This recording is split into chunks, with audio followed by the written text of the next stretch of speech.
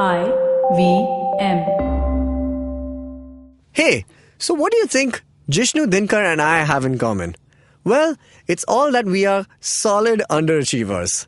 But if you like the opposite, which is that of a superachiever, then you should definitely check out the Vishal Gondal Show, where Vishal, the host who I just named, and is also in the title of the show, The Vishal Gondal Show. So, if you're an achiever and would like to become a superachiever, then you should probably check out The Vishal Gondal Show. You can catch all these episodes and more on the IVM Podcast website, app, or wherever you listen to podcasts.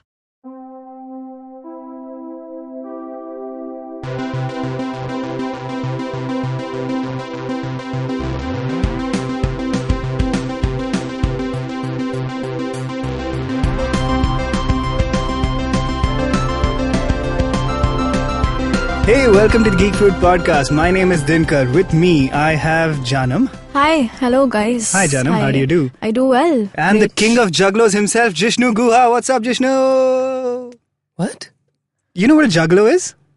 A juggalo? A juggalo. Like a gigolo, but a... Oh, no. Do you know what a gigolo is, Jaanam? Yes, I do. Do you know what a juggalo is, Jaanam? No. Okay. I'm as confused as he is. Have you heard of the Insane Clown Posse? Oh, right. Yes. Oh, you have? Yeah. I am haven't. astonished. Okay, Yeah. the Insane Clown Posse is a duo of rappers who dress in clown faces and are angry as like they're really angry verbal rappers who have like a sort of social justice-y agenda, whatever. It's really weird. But they have a very dedicated fandom, like how Fish has like their core fan base. Deadheads and such.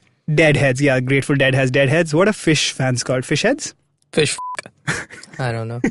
Yeah. Wait, so you're saying I'm a clown angry man? Yes. Oh, okay. So these guys they're famous for being kind of dicks. I don't know why. But yeah, like they're really aggressive bros. Like think Limp Bizkit fans, but of more or less average rap. That's what a juggalo is. Because Limp Bizkit is the creme de la creme. Exactly. Of rap. Well, Okay. Insane Clown Posse isn't the creme de la creme Why are they either, called really. juggalos again? I What's the- forget. I think maybe it's something to do with jugglers and gigolos. Do they... Okay. Are they like freelance gigolos that juggle a lot of... I don't know, man. Other things? Are deadheads like made of dead heads? They're Yeah. not. They're No, not they skulls. have the dead in their head at all times. They're always singing the dead songs. Well, juggalos are always juggling a lot of responsibilities and fandom, so... So on Google it says, there's a question, what it means to be a juggalo. Mm-hmm. A juggalo in brackets, feminine juggalette or juggla in Spanish. Juggala in Spanish. I think that's Yugla. Oh yeah, oh yes. Yes. J is not pronounced as J. Yeah, Yeah, you're right, Juggala. Jaanam. Yeah. And Yishnu. And Yishnu. Yeah. So I'm a clown. All right, I'll take it. You're a clown. So, with With our... anger management issues. Yep. All right. So, all of that is to say, we're talking about a pretty clownish movie today. No. Oh, no? I thought that was a great I'll give you segue. one more. I'll give you one more try. All right. So I'm a clown, huh? With anger management issues. Speaking of juggalos, let's juggle on to the next topic, which is DC's new movie Shazam. 5 on 10. That was a pretty impressive one, if you ask me. 5.5. Speaking of which, you guys both saw Shazam. It's been out for a little while now. Yeah. And this was billed as like the refreshing, new, fresh DC universe that we're leading towards, because clearly the dark and gritty, depressing DC universe isn't quite working out. They started that with Man of Steel. They carried on with Dawn of Justice. Justice League was, of course, an entire washout. Maybe the one bright spot was Wonder Woman. And part of what worked about Wonder Woman was the lighter tone. Of course, there's like a million other reasons. But the lighter tone was definitely something fresh. People also were really looking forward to Suicide Squad for the same reason. But that movie was entirely terrible for various things that we won't get into. Shazam, though, was going to be their Marvel-esque movie in a way. What do you guys think?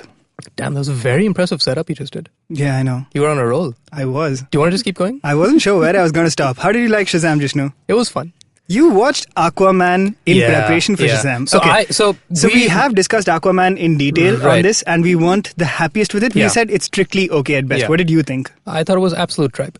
Really? So I didn't see Aquaman in time for the podcast recording when the movie came out. So I just ended up not seeing it because I was like, I mean, I saw the reviews. It definitely didn't feel like a pressing movie Exactly. to watch. I didn't listen to the podcast episode about our review of the movie, but I knew these guys weren't that thrilled with it. So I was like, great, I can delay this as long as humanly possible. Also, I think Aquaman released around the same time as Spider-Verse, so people were Close, yes. definitely... Yeah, was those were competing. Wow, that's a one-sided fight.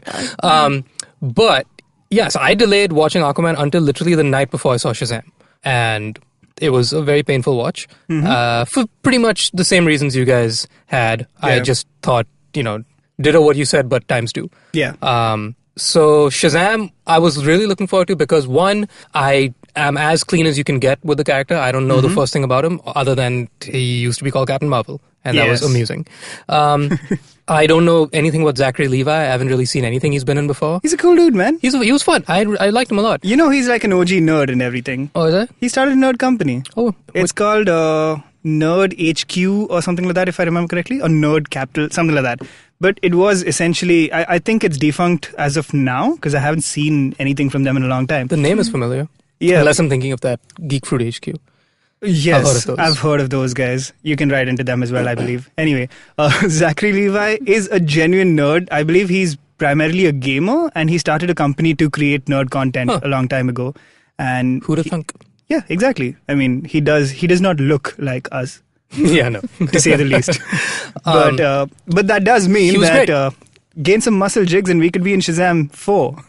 Or we could play the kid. I suspect we could get closer to playing the kid. Speaking of the kid, I really like the kid. Which one? The primary kid? Yeah, Billy the kid. Yeah. I actually like the other kid with the walking stick. The crutches? Freddy? Yes. They were great. I like that. I like the kids quite a bit. Did you guys think he looked a lot like Fred Savage, the crutch kid? I see it. Yeah? Wait, who is Fred Savage? Fred Savage was the star of the Wonder Years. He actually reminds me more of, I forget his name, damn it. He's a director now. John Francis Daly, I think? John Francis Daly, From Freaks and Geeks. Oh, yeah. The man who wrote Spider-Man Homecoming. Yeah. Yeah, he's got a John Francis Daly vibe straight up from Freaks and Geeks era. Both John Francis Daly and Fred Savage went on to become great writers and directors. Yeah, because they were touched at an early age and not in a creepy way at all. I don't think, you started. This is why you're a juggler. You juggled yourself into a bit of a predicament. All right, for those who don't know, I'll take it. Shazam is a brand new, well, not brand new, it's obviously an existing property, but it's a fresh take on the mythos of Shazam.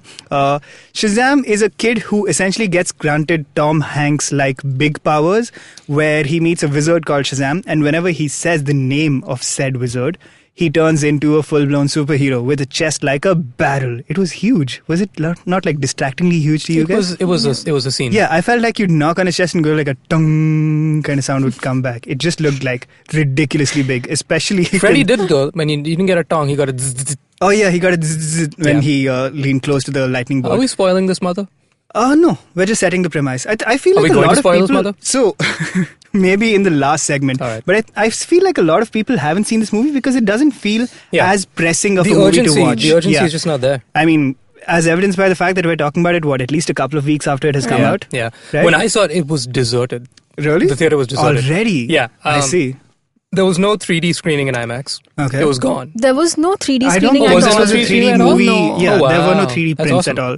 That's interesting. I think it's pretty cool. And I think that ties into the purpose of this movie, which we'll get to in segment 2. But just to finish laying out the premise, Shazam is an old wizard played by Digimon Honsu, who's safeguarding the 7 deadly sins. They're trapped in these statues in a secret sort of undergroundish world of his, where you can only get through secret passageways. He is looking for a worthy replacement for himself because he's about to die out.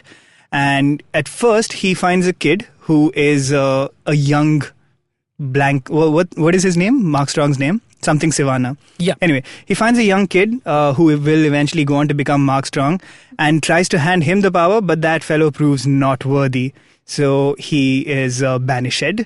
And many years later, he comes across young Billy, and Billy turns out to be worthy, so Billy becomes the next Shazam. And then the rest of it is Dr. Sivana. He's Dr. Sivana now, and is played by Mark Strong. He is obsessed with the idea of proving to his family and the rest of the world that what he saw was real, and finding that power for himself, because he's really pissed that he felt he wasn't worthy. It's basically like when you don't get picked for the cricket team by your friends, and you're like, come on, man, I'm a decent bowler. And then you show up at the house with a cricket bat and behead them. That's what I did. I mean, that's what I didn't do if any cops ask. Okay. And Billy, on the other hand, Billy Batson is a child who lost his way at an amusement fair, basically like an American Kumbh Mela, for those who don't know, and spent he spent most of his life getting tossed around foster homes, so he's a bit of an angry kid with some authority figure issues. He lands up in this house where he's surrounded by other foster kids and really loving foster parents, but he's just not happy because he wants to go and find his birth mom. In the middle of all of this, the distraction pops up, which is him becoming Shazam. Damn, you're on a roll. I'm really enjoying this. I forget please why keep going.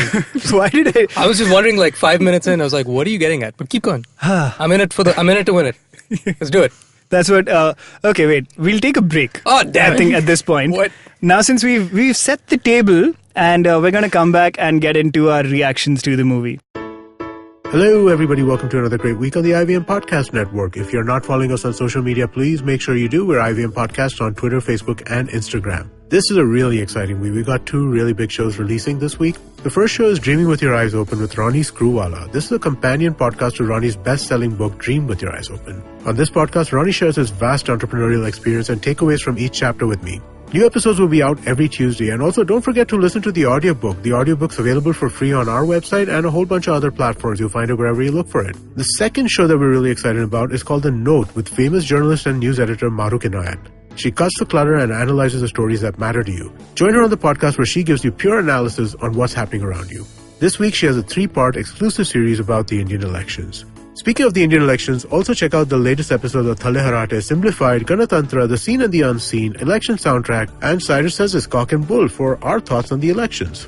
This week on Cyrus Says, Cyrus is joined by millennial businesswoman Natasha Malpani Oswal. She talks about her education in Oxford, Stanford, and Cambridge, returning to Mumbai to head Dice Media, and recites poetry from her book Boundless. On the Sponge podcast, Ambi Parmeshwaran discusses how leaders become great with characteristics of humility and humbleness. On States of Anarchy, Hamsini is in conversation with Professor Felix Pecking to discuss tariffs in Chinese history and how it's employed in today's context of trade wars. On Advertising is Dead, Varun is joined by Pranay Swarup, co-founder of Chatterbox. They talk about influencer marketing, the Fire Festival fiasco, and a whole lot more. On Golgappa, Trupti is joined by IVM co-founder Kavita Rajwade as she talks about her personal and professional journey and how the concept of a Marathi podcast came into being. On Thale Harate, we have an election special where Pawan and Ganesh talk to Raghavendra HS about the hows and whys of voting. And with that, let's get you on with your shows.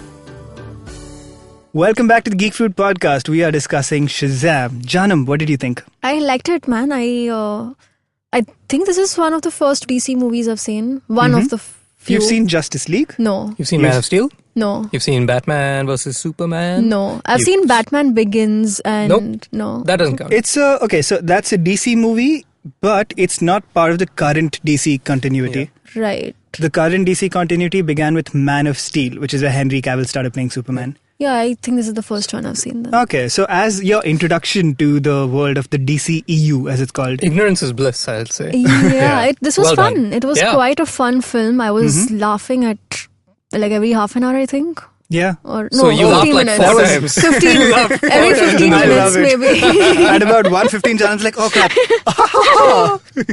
Highly amusing. Oh, just stop it. Okay. Good. All Yeah. right. I quite like this movie as well, I would like to say.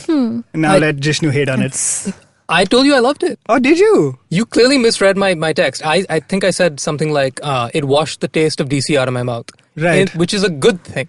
Because the Okay. DC taste Oh, prior you to said this... Shazam washed the taste of DC out of Yeah, your mouth? yeah. Okay, cool. I had a good time. I fully expected. I thought you were No. talking about Shazam being the disgusting taste that you wanted washed out. No. I misread your text. It was the exact opposite. Okay, Some so- best friend you are. Just can't read my mind. My bad. Tell us what you thought then. So it was a great, different type of...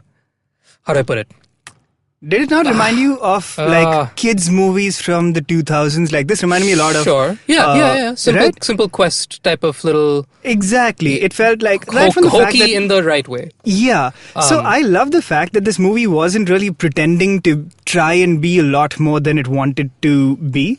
Because, I mean, the premise is hokey to start with. There's a kid who says Shazam and transforms into a giant superhero with pretty much all the powers of a Superman, right? Yeah. There's no way you can turn that into like a, yes, but what about my pain kind of superhero. Right. And they went in for it. Like, this guy is literally like a kid in a body 5 times the size of what it should be, trying to figure out how to live his life. And I loved Zachary Levi's performance especially. I thought he nailed the idea of like a kid just trying to figure it out. He had fun with it, and it showed. And that was great because nobody else seems to have fun with it in the DC universe as much as they should or could, I think. Yeah. But what I was getting at is when I said it was different, what I meant is I liked how insular and isolated the story was. There is that as well. And all the other movies thus far have been larger than life, epic scale of the universe ending, borderline, complete apocalypse in every movie. Yeah. Every movie thus far, the stakes have been that high.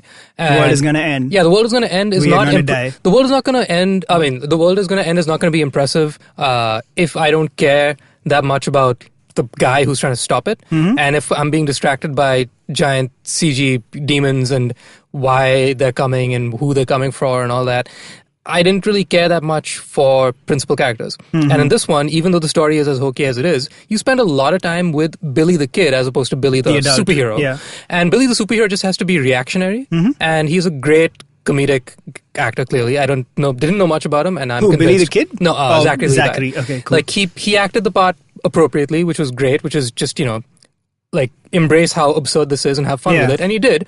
And then I thought Billy the kid, I wish I could remember his name, I thought did a great job of establishing the stakes. Like, he had just enough of that wounded, orphaned kid, which almost every superhero, especially in the DC universe, has, parental issues of some sort. He played that part appropriately enough where it wasn't beating you over the head with it, like a Martha situation. But it was enough for me to, like, feel for him, empathize with why he's being a dick every now and again. Yeah, they established that quite nicely, I thought. And then the only, counterpoint to him was some other dude, some random bald man shows up and says, hey, you think you're the only one that, randomly got lucky? I got lucky too. I have my agenda. And he's like, cool. I don't need to know much about why you want to do the evil things you want to do. I just have to stop you, and that's really all that matters. Yeah. And that's great, because within that, all I cared about was Billy the Kid, his friend Freddy, and how the two of them just figure out their problems. And it's not like save the world, save the city, save this, save that. It's just like get through this one little hiccup, which, because you're a superhero, the hiccup is going to be cities blowing up and slightly young Spider-Man-esque in that. Very, very Spider-Man. But I think Freddy does want him to be the save the city, save the world person. He wants to be that. Yeah, so there is that. Freddy has the of ambition. Freddy has ambition for him, and he's just like, listen, I need to just figure out how to stand on my own two legs, let alone fly and stuff. Metaphorically speaking. Yeah. Like, Freddy's like, you can fly and save the whole world. He's like, but I didn't want this to happen. I know you wanted this to happen. Let me just figure out how to, like, take the training wheels off. But Freddy's already, like, 10 steps ahead of him. He's like, we can franchise this thing, and we can have you get your own lair. So, like, I like that dynamic. I like the idea that Freddy, he definitely has bigger ideas. So, for example, when Shazam is sort of just doing random lightning zaps to earn money on the street, he's essentially being a superhero busker. I thought that was really funny. It was great. But when Freddy says, like, come on, man, don't you believe in more? This is also the same Freddy who wants Shazam to turn up at his school so he doesn't get bullied by pretending to be friends with Shazam, right? So it's essentially you are dealing with kids who feel like they're going to do really important things, but they have kid problems and kid concerns, like mama isn't talking to me or whatever, right? That kind of stuff. But you and I, Jishnu, are talking very much in the context of DC movies. So Jaanam, as a fresh viewer, right? Did you feel like this movie was, like, how do you feel it fits into the superhero landscape in general?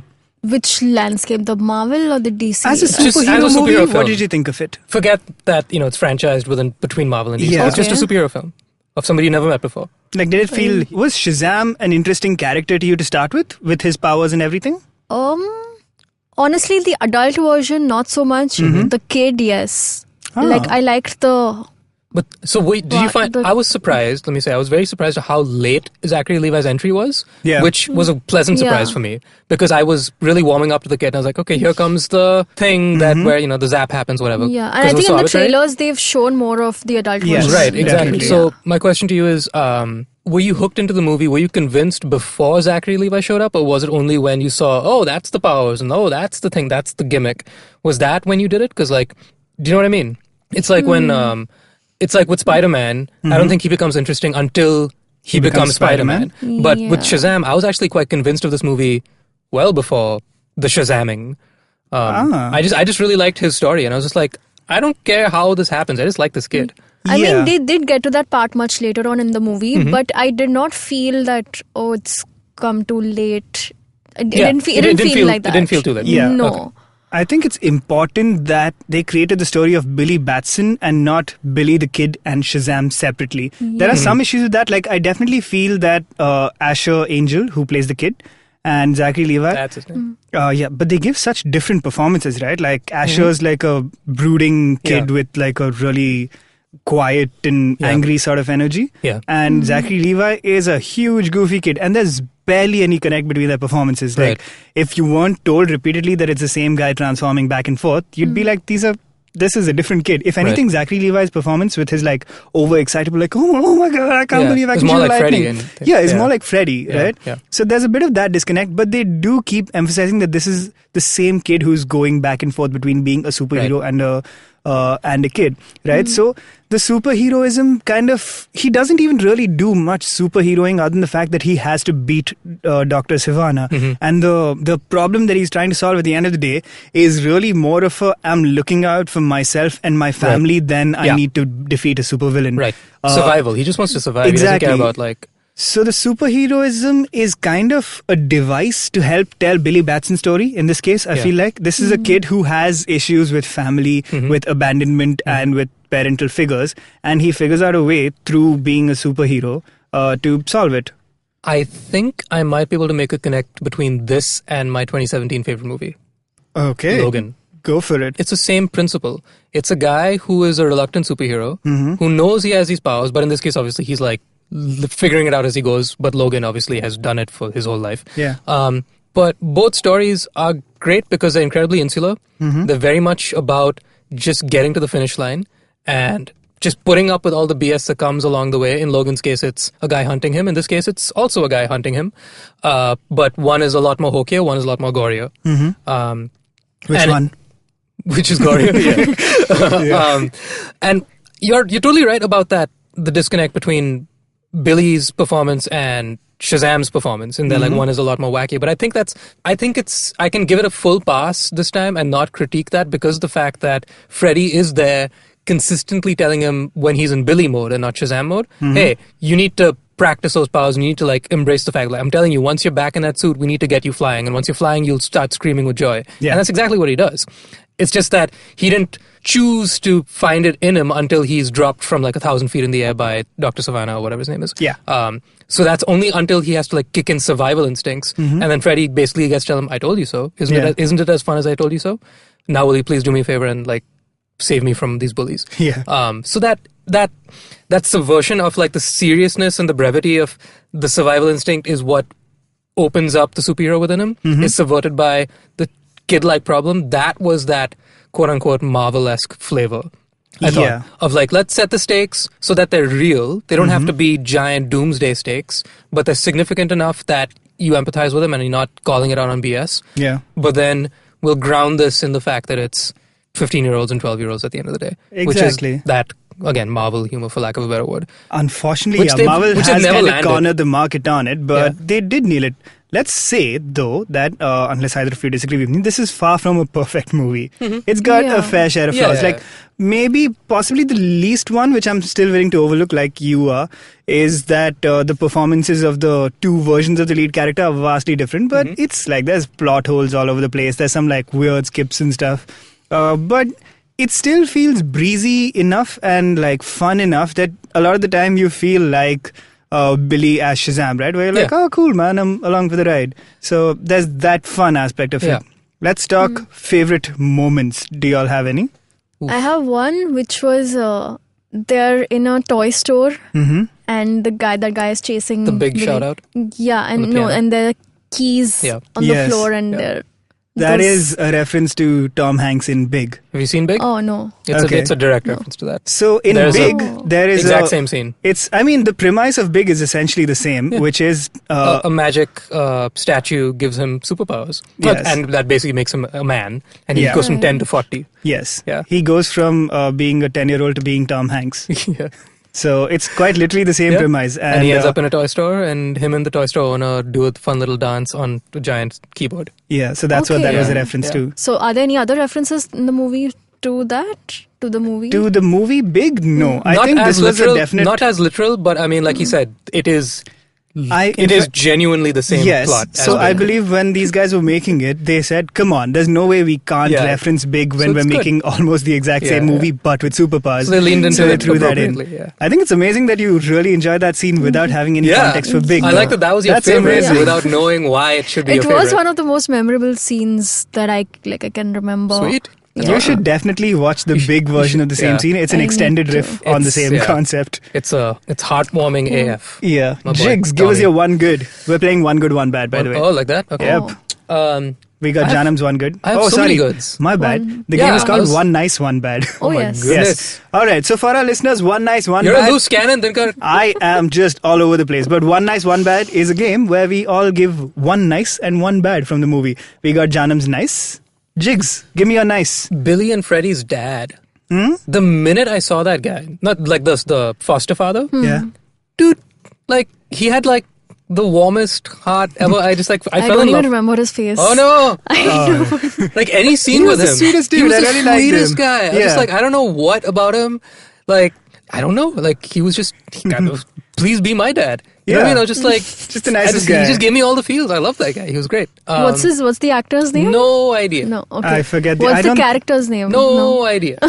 Just foster dad. Foster father. Foster dad's Shazam. Yeah. Really nice guy. Yeah. That brings me to the parents. Yeah. Just that whole thing was solid. My one nice is very similar. I thought the entire family dynamic, I loved it. Right? Even as a kid watching these sort of movies, and again, I will emphasize that this feels a lot like a teenagers or kids movie in a lot of ways. By kids, I don't mean like Dora the Explorer level, but your tweens and young adults. As a young adult, I would have loved this kind of movie. Sure. As a very old adult, I still love it because it reminds me of my young adult days. But the family dynamic is such a key part of movies like this, right? Like the friends and the siblings and the parents that you surround yourselves with. You had a full Scooby-Doo vibe happening, and what was so refreshing is that you don't see that at all in superhero movies. Yeah. Maybe Ant-Man and a bit of Hawkeye is the maximum amount that we've gotten in recent past, where it's like, it's grounded in a strong family unit. I guess Ant-Man is probably the best example, especially Ant-Man 2. Yes. And the Wasp. So that was great. The fact that like home was not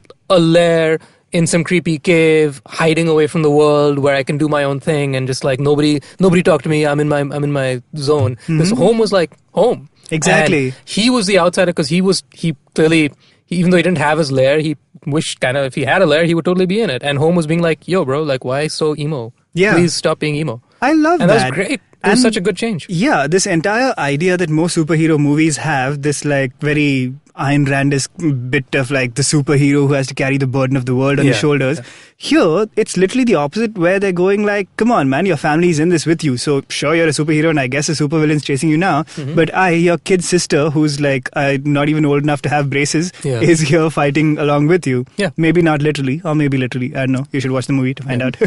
But I love that, and I love the general like unpretentious nature of this movie. It's big and goofy in so many parts in a very fun way. Yeah. Like I love the scene where they go to buy beer at the because come on, so good. They're adults and the first thing they think of is like okay, let's go buy beer, and like sir, I would like some of your finest beer please. Then they spit it out and go and buy chips, which is of course a topic close to my heart. So a great episode. I also like the scene where they're in the school and that guy pretends to be his father, like he goes out of the frame, switches and comes back. Literally a Scooby-Doo move. Really funny. Give us your bad. My bad would be that the plot kind of wraps up a little too neatly at the end. I don't want to spoil it in this segment. We can spoil it in the next segment maybe. But they kind of... Okay, to start with, the idea of this guy is safeguarding the 7 deadly sins is already pretty hokum. I mean... You're saying that the 7 deadly sins were unleashed on the world only in like the early 1980s or something? That doesn't make sense. And the fact that they're all guarded in these like demon-esque bodies. And then the fact that they need to be trapped again. That clearly doesn't seem to have any real world implications because people were greedy in the 1950s and they're greedy today. So I don't know what exactly you saved. At best, the powers that the 7 deadly sins seem to have is that they can eat people, I guess. And relatively inefficiently. And pretty inefficiently, They're really bad at their job. So the villain was weak in the sense that I didn't get his motivation. So his initial obsession was everybody thinks I like was responsible for my dad almost dying, and everybody thinks I was crazy because I said I saw this magical wizard. And then first of all, that entire scene with the kid was like ridiculous. You're telling me they got into a car accident and the first thing they said to the kid was like, this is your fault. Very over the top. Yeah. His motivations also very over the top, and the way they resolve it with like, oh, this is the way we can defeat him, was kind of out of nowhere. I would have loved it if it led up to that. So the actual here's the supervillain we have to beat part of the movie, I thought was a little weak. I'm willing to ignore it because it took up so little of the movie. Yeah, exactly. And they were really happy to dismiss it out of hand. They focused more on the moments. A big one good to that point is the pacing in this movie was excellent. Yes. If like they didn't linger on the bad stuff for too long. Exactly. And there was so much good stuff that like we just got to move through all the good stuff because there's so much of it. Yeah. And then every now and again you'd meet 7 deadly sins. You'd be like, okay, hurry up and growl and move on. It was just like, yeah, chalo. You know that's the supervillain stuff, right? We'll get to that later. Yeah, exactly. Jaanam, give us your bad. My bad actually includes a spoiler, so I don't know if I should. Okay, from this point on, To be continued. spoiler city. Or not Tell us. continued. Cool. So the way the movie ends, where all of them become superheroes, I didn't like that. Like, I didn't feel the need for everybody to turn into a superhero. Fair play. Okay. It Yeah. was a little annoying because not everyone should have those powers, and everyone's got like Yeah. suddenly they just transform into these superhumans. So Yes. that I didn't like. That did subvert the whole thing of like Shazam, the old man, Yeah. has been looking for years for the perfect good heart. Yeah. And he finds Billy, and Billy's a great kid. It's like, great, you found the good heart. It took a while for him to realize that he is a good guy and that he can control this. And then, under immense duress, he's like, you know what, let me try these 5 randos that I met like a week ago or Yes. whatever. Exactly. And they also happen to be perfect people fit. I was like, well, Yeah. Shazam, Yeah. old man Shazam clearly was He really wasn't bad at his searching job. very well. Yeah. It was like, That's another plot hole that did come up, Yeah. which is when Billy finally falls into the Shazam realm and he comes across this thing. The test, which is basically when he met Sivana, the test was, here's this dangerous rock. Can you avoid the temptation of touching it? By the time Billy falls in, the rock is gone. So there's no test. He's just like, I guess you're my last choice now. He settles for Billy in a lot of ways. Also, the fact that even if everyone became superheroes at the end of the day, I feel the rest of the cast still looks like the younger version, but Billy looks very different Oh, from so he's completely different. Yeah. I So mean, that- okay. I don't know if that was intentional totally. or not. Or Adam Brody, like I laughed out loud when I saw him because I only know him as Seth from the OC. Correct. From like, what, 15 years ago? Oh my God, I'm old. But yeah, so I saw him and like you said, Zachary Levi is like, his chest looks like, you know, Battles. It's, like 3 times his size. Yeah. And then Adam Brody, if I hadn't known that Shazam, like, he was imbued with some superhuman powers, I'd be like, oh, you're Adam Brody, right? Like, Yeah. like he looks just as scrawny as he normally does. And so, like, everybody, you're right. Like, everybody else was a little disconcerting. Like, you don't quite fit the bill, buddy. But, I know. It's not the worst It's bad. definitely a bad in the Yeah. sense But that it's it like the comes out last of 10 nowhere. There's minutes, no real it's- explanation. yeah, But it's- I'll tell you this. I kind of enjoyed it. I thought it was really funny. It was the fact stupid. that all of them become superheroes. Exactly. At it was that stupid point, in a, in my head, sure, I was why like, not kind of way. Right. Like at that point, I was like, Totally. you go movie, do what Yeah, you want. yeah, Why yeah, not? exactly. Chalo, everyone's superhero. Good. while good. watching it, I felt that, but after the movie got over, I was like, no, that's not how it should have If you ended. analyze it, it totally falls apart. Yeah. But this reminds me of like, say, a movie like Three Ninjas, which I talked about recently. Three Ninjas, you remember Three Ninjas? No. It's 3 brothers who are also ninjas. Oh, It's like great. that.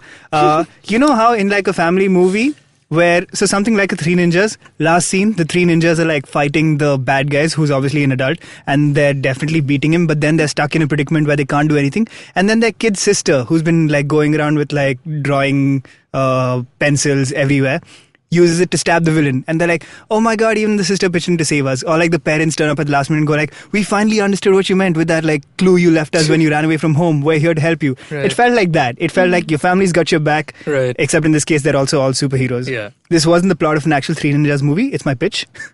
But also, My God. I feel like Shazam was a very similar dynamic. But they're like, yeah, sure, let's make them all super. I thought it was very funny. I was just like, sure. You're right. By that kind point, of Power Rangers-esque even. completely. Exactly. That's the thing. The movie did a good job, like maybe 20 minutes in, before you meet Shazam, like Zachary Levi's Shazam. And then definitely once you've seen him and you've had the whole beer scene and all that, I think you know exactly what kind of a film you're in for. And if, like me, you were willing to sort of like, all right, I'm going to turn off that side of my brain because now I like what I'm seeing. Yes, there are going to be holes, but this is not the type of movie that's going to attempt to fix these holes. Yeah. Unlike all the previous DC movies where they try really damn hard and fail, and that's worse, I think, than sort of just like embrace the silly and just run with it and let this be the silly movie. Let this be the, the Ant-Man or whatever the hell. Exactly. The stakes don't need to be that high. So yeah, we have random 5 extra superheroes by the end of it. That's how it fine. should be. All right, let's take a break. And when we come back, we'll talk about this movie in the context of what DC has done so far and what they're doing going forward. And maybe in regards to superhero movies in general.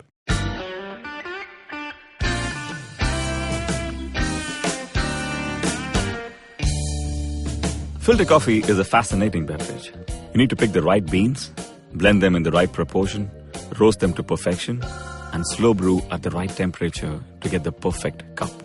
Which is exactly like great conversations as well. You need to track down the most interesting minds, get them into their zone, and settle down for an unhurried, unscripted chat. And coffee for me is always, always, always best enjoyed with friends. I'm Karthik Nagarajan, and do share my table as I meet some of the most interesting people I know and sit them down for a strong cup of coffee and an even stronger conversation. Join me every Wednesday for a freshly brewed episode. This is not frappe. This is the Filter Coffee Podcast.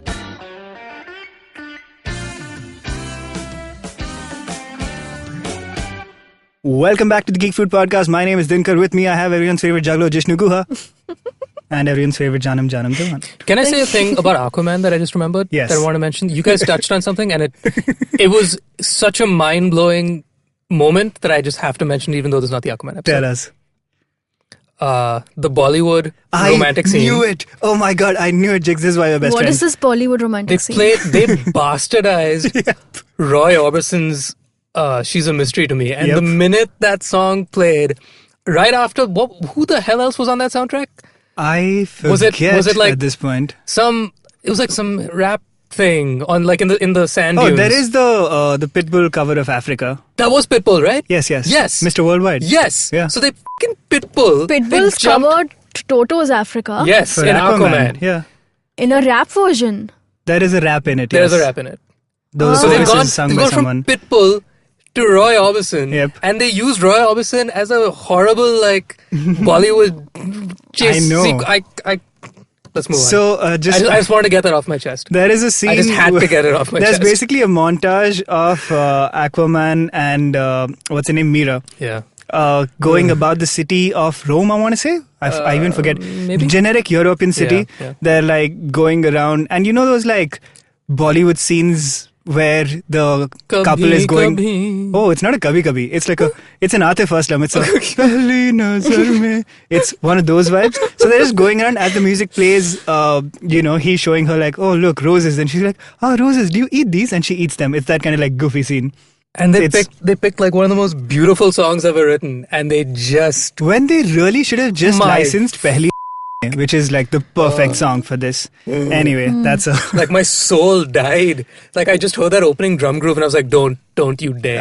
Don't yes. you dare!" And they did. I knew that moment would stick out for you. My By the way, I just God. remembered another scene from Shazam that I really liked was, when they're stuck in that lair and they're trying to get out. Yeah. Yeah. And then they tell him to hold that thing and like think of a place. Yeah. And he thinks of that. Of the strip strip club? club? Yes. Yeah. I yeah, love it. that Yeah, was that's pretty great. cool. It's yeah. very accurate. Man, okay. I wasn't for a expecting. I wasn't 15-year-old. expecting that. For a 15-year-old, I was thing like, to yeah, that happen. makes sense. Oh yeah. I mean, yeah, like sure, you want to save the world, but also. Yeah. No, it's great. Like I guess the two of very few scenes where we see him doing whatever he wants to do. Sans Freddy, or yeah, I guess with Freddy, Yeah. when he's figuring out superheroing, or rather figuring out adulting, is beer and booze. It's appropriate. He's Yeah, 15. it's true. I was like, yeah, You've got your things to deal with, you man. nailed it. Yeah. Yeah, I love that. Which reminds me, since we've discussed Aquaman and we're talking about Shazam in the context of DC, people who like Aquaman, who defended it, basically said like, come on man, they're having fun with this idea of like, wow, here's a silly superhero who talks to fish. No, that they're movie was a fairly heavy... They're not having fun with it. Exactly. Yeah. They tried to take it in like a goofy, adventure-y direction, but they failed miserably, partly because Jason Momoa just looks like such a... Khal Drogo. Yeah, he's such a Khal Drogo that he he that's ate not to, that entire but that's, movie. that's not to say that you can't look a certain way and behave a different way. Because it's like Thor. That's what... Or Zachary Levi, for that matter. Or Zachary... Well, And I mean, you're Zachary right, Levi Thor. doesn't... I mean, like, Chris Hemsworth looks like... I mean, he's a When Right. he's in beast mode, he's in beast mode. And When like, he's wearing pajamas, he looks like a superhero. right. So- So what I mean is like they made a deliberate decision in the third iteration of his movies to completely subvert that, and they went fully with it. But Aquaman was that awkward middle space, and it was just like, you have me for 10 minutes at a time, at most 10 minutes, Yes. usually more like 2 to 3. Yeah. Because I'm with the joke, I see where you're going, and then you completely fall back and it's like, no, now it's serious drama and more. It's like, well, make up your mind. Exactly. And this movie, Shazam, what it did to its benefit was from the word go, it said, forget all brevity and let's just do it completely for the fun of it and embrace the goofy, and we'll give you a reason to care about the guy, but we'll end it there. They didn't like choose to sort of build the gravity of, what the city means to him and all that ding dong. And I was just like, save that for the guys that actually, are going to do that right. It's not you guys. It's not Shazam is not going to have that story. They didn't weigh it down with silly stuff, right? And they managed to, like you said, it happens 10 minutes at a time. And this is typically the issue with a lot of DC movies. They manage stunning sequences. Like, I am one of the few defenders of Batman v Superman. And primarily because I feel like that movie has stunning sequences. Cool points. Like the nightmare sequence, the rain fight. You're right. DC and Snyder are winning when it comes to visual art. Like, Yes. it's beautiful. Like you're talking about the fight sequence in the rain, In right? the rain, yes. Beautiful. I love Even story-wise, though, I don't mean just from the fact that those visuals are iconic. I feel like the idea of here's an unstoppable god and here's a man who's willing to break every rule to beat him. Sure. Stunning. Like, Great. if you put that out as a short film, I'd be like, yes, this might be the best thing ever. But then it's surrounded by so much stuff that weighs it down. Yeah. Same issue with Aquaman. Same issue with Wonder Woman towards the end. Like, the final act of Wonder Woman, I feel like just brings that movie down so much when up till that point they'd nailed a great tone because Wonder Woman was like the fun light movie in a lot of ways with a really like it was their Captain America in a lot of ways. And you remember how fresh the first Avenger felt?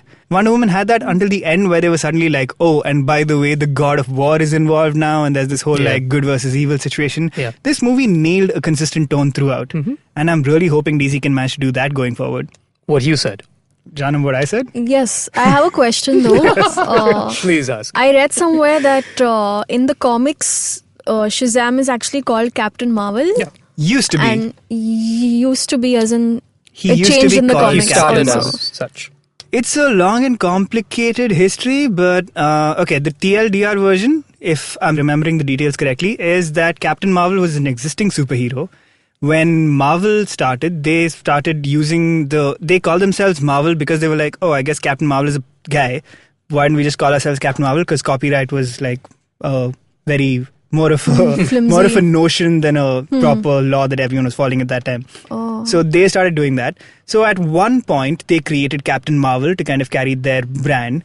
While DC already had Captain Marvel and they said, okay, we're going to start Captain Marvel as well. But at this point, Marvel was like, no, we've copyrighted Captain Marvel already. And DC was like, what? That was our guy. And Marvel was like, yeah, but we have the copyright. So DC went like, fine. Billy Batson shouts Shazam to become the superhero. That's his name from now on. It's a little more complicated. Like Marvel used to be called something different. DC had Marvel? like Timely Comics, I thought, no? Oh, well. Marvel. No, I thought you meant the character. Oh, the character was called Marvel. It's like Was it Marvel before Captain Marvel? I don't know. I don't particularly care. It's fine. Yeah, it's basically like it's a DC versus Marvel thing that dates back to a long time. But until pretty recently, they both had heroes called Captain Marvel, and this was becoming a pretty weird situation for everyone involved. And DC went like, fine, everyone knows Marvel as Marvel now, so fair game. You have that, we have Shazam. So yeah, it's a weird situation. So did the name change in the comics as well to Shazam? Yes. Okay. Yeah. Okay. And it's been that way for a while now. Yes. At least 15, 20 years, I want to say. Yeah. And we don't know the facts. We're terribly inaccurate on this show. Me in particular. One of us is. Yeah. Oh, come on. Oh. One of us and it's me. All right, fine. Did you guys... Okay, just to close out. Can you talk about what do you think of it moving forward? Yes. Because I didn't give you my one bad. You didn't give your one back? I don't think I gave my one I bad. felt like everything he said was bad. I was praising the hell out of this movie. Yeah. I love this movie. This is the most positive I've ever seen, Jishnu. Yeah. It's fresh for me. The one bad is I was a little irked by the introduction of the extended universe at the end. So one in the fact that that probably almost certainly wasn't Henry Cavill and just some dude. Most definitely not. And just some dude in a suit, which is okay, fine. It's just like one frame, one shot. Cool. But then since there was no precedent for him meeting the others yet, like obviously we knew he was going to meet the rest of the crew. Yeah. It was going to be like, obviously we were all excited to see how that happens. And I say it's a bad because it's more like it was just an interesting choice of how they chose to show that in the credits form of like, this is the dynamic that he has within the group. It was always fun to see how when the Justice League met up, how does each guy think of the other person? How do they pit each other against themselves? And, who's the Joker? Who's the leader? Blah, blah, blah. Yeah. And that played out the way it did. And obviously Shazam was going to be the kid in the group, much like a Spidey in the group. And we love seeing how that plays out. I wonder how between that will Spidey and Iron Man. Yeah, it's like correct. seeing that in a comic strip form at the end of the movie was like, did you... Not to say that we won't see that again, not to say that they've lost that opportunity, but it was just like, I don't want to see it like this. I know. Like I also this, kind of like felt your intro moment of like, hey, it's me guys, I'm new. Yeah.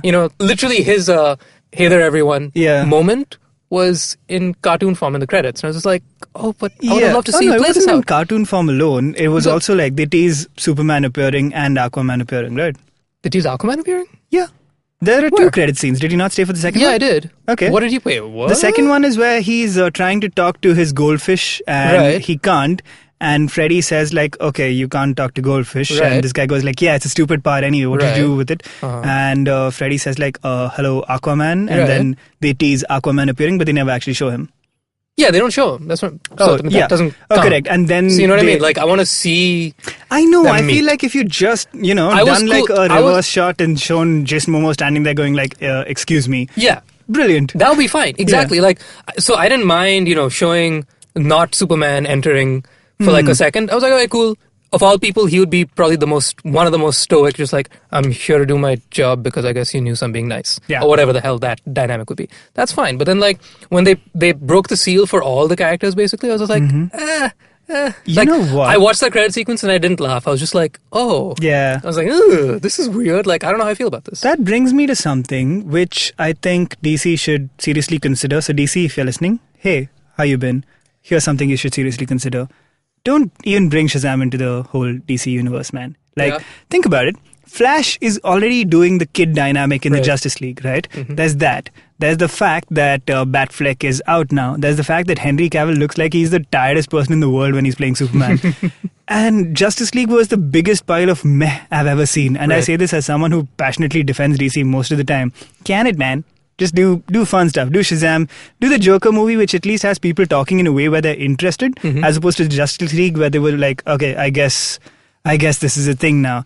People are talking about the Joker. Some people are pissed about it. Some people are really excited about it. But it's something interesting that they're doing. Yeah. Same way with Shazam. Something interesting. Finally. Go with this. Can the Justice League. Destroy it. Abandon it. Do a Batman. Use the secret plans that he's been storing for ages and destroy everybody in it. Do fun standalone movies now. I don't want to mix Shazam with a complicated set of characters with a lot of backstory which will just interfere with what he's doing. Right. I agree. I wouldn't mind him having his Thor and Hulk movie. Mm-hmm. Like, he doesn't need... You're right. He doesn't need to be in Justice League 2. I'm sure he will be, but he doesn't, like... You don't have to, like, expedite that process to sort of bring him up to the caliber of the other guys. Like, we don't need... he doesn't need to be validated that way. Mm-hmm. So, I'd be in favor of... Well, if he's already met Soup, maybe he has an outing with Soup because he's literally baby Soups, right? Yeah. So that would be a fun thing to sort of see him literally... Maybe, yeah, like maybe a movie, do one-offs. Yeah, like Freddy convinces him like, hey, you know the guy, you and me go on a little retreat and like, hang with Soups and learn from Soups, and then he just gets That caught might up. be cool. And then Soups gets caught up in Shazam's business, but like Tony is to Spidey, a reluctant mentor. He's like, I'll bail you out, but like to stop bugging me. Like, that'd be fun. Yeah. As opposed to... Hey, let's get him in the Justice League movie so he's dealing with Justice League problems. That's not Shazam's problems. That's Shazam's true. problems are mom and dad and homework and stuff. Let it stay that way. Yeah, if you're looking to... don't look to Shazam to save your shitty Justice League now. Yeah. Yeah. Okay, Jaanam, as someone who has no context of the other DC movies, what would you like to see in Shazam going forward? Just more Shazam. So I've not seen the movies, but I've heard obviously the previous movies have a darker theme going on, and this is obviously much different from that. I agree with you when you said there should be more standalone comedy lighter movies. Yeah. I didn't expect this from DC because I've heard the comics are better than the movies. Sure. But comics are better, animated movies are better. TV series are better in some cases, and all the old movies are better. Right. So in this case, I mean, it did surprise me, even though I've not seen the previous films. But yeah, I would like to see more of Shazam type stuff. I feel like with Marvel, there's no way at this point that you can go like 11 franchises, 21 movies, 11 years of storytelling, and I'm capping it all off with Endgame. No. Don't try and do anything like that at all. Like some of DC's best stuff is one-shots in Elseworlds and stuff like that, where they go like, all right, what if Batman and the Joker are, backstage at a late-night talk show, which is a genuine comic that is a one-off. Yeah. Do fun stuff like that, man. Ignore all this. Or like, which they do in the animated movies. For example, there is Batman and Teenage Mutant Ninja Turtles, which is coming out pretty soon. There is Batman Ninja, which is like, what if Batman was a ninja? There's Gotham by Gaslight, where Batman is a Sherlock Holmes dude. Do fun stuff like this, man. Can the whole giant storytelling kind of aspect. You're not doing it very well right now. Yeah. And trying to salvage a sinking ship is a bit of a wasted cause. So, do fun stuff. No need for big linear storyline, but they can use the universe thing of just, you have Batman as Sherlock Holmes, but then because you can, Wonder Woman shows up and she is just there. Because why not? It's the same universe, but they don't have to give it rationale of we're all leading up to Thanos. Yeah, exactly. Wonder Woman's solo flick can have Shazam, because why not? Why not? But they don't have to be leading up to Thanos. That reminds me, Wonder Woman 1984, I want to say, or 1996? 84. 1984, right? Yeah, whatever year it is. Yeah. That's coming out pretty soon also. Yes. So that, again, looks to be a fun tone. Let's hope. Let's see where it goes. Yeah. But yeah, there you have it. That's our opinion on Shazam. Jishnu, the man who liked 0 movies in 2018, enjoyed it. I can think of no higher endorsement than that. Oh, shucks. So, right, Infinity War was 18. Infinity War was 18? Yeah. But you didn't name it in your favorite movies. He only named Logan. Yeah. From 17. I Which was definitely 2017. named Infinity. We all agreed on Infinity War. Okay. Everything else you named. Okay, fine. 17. You liked one movie in 2018? Yes. What about 2019? He's gone one so I got far. Shazam. He's done now. He's not going to watch any more movies. What else has come out in 19? I don't even know anymore. Dumbo is out, but we haven't talked about it. There is... Have you seen Us yet, Jigs? No, not yet. Oh, really? I'm a wump. I'm a Us wuss. is good. It's great. There's a lot of good movies that have already come out this year. You should watch them. Have I seen any of them? All right. Write into us with your thoughts on Shazam and the DC Universe in general. We clearly really liked it. So we want to, tell us if something annoyed you about this movie, because genuinely the movie was so nice, really, that I didn't find anything particularly to complain about. So yeah, tell us if you have complaints about the movies. Don't tell us if you have complaints about us. You can reach out to us at GeekFruitHQ on all the socials and contact geekfruit@gmail.com on the emails. Bye, you nerds.